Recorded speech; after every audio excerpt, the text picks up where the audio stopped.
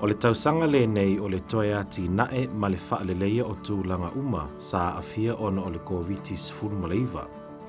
Ona o le tātou ngā lulua i whaatasi, ua mawhai ai ona tātou tāwhia le pepesi vale o le nei whaamai. Ai peitai o le toatu ngā tautupe ua le mawhai lava ona tāwhia. O le nei pāketi mo le isi se furu tausanga o lo o iluma, o lo autu i le whaatupu teleina o le manuia o Aukilani. O le afsosoani lea i le lumanai manuia o Aukilani, ai maise i le whaatu mawina o le mawale lalo o la fonga e ono tutongi, pe a whaatusa mwhaatatau isi i tū mālo le atunuu. O le afsosoani lea i community uma, whaalelea tili ai mpol kalama tele a le i tū mālo.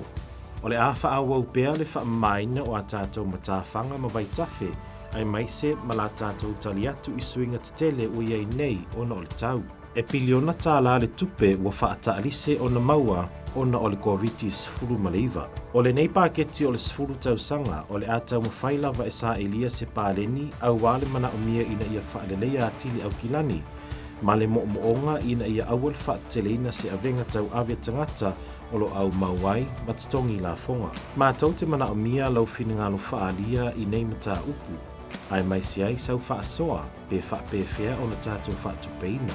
Asiasia ne loa i le upenga ta whaailangi, akhaviosay.nz/recovery budget o whaasoa mai, po le asau finangalo i a mātou fufuanga mo le lumanai o Aukilani.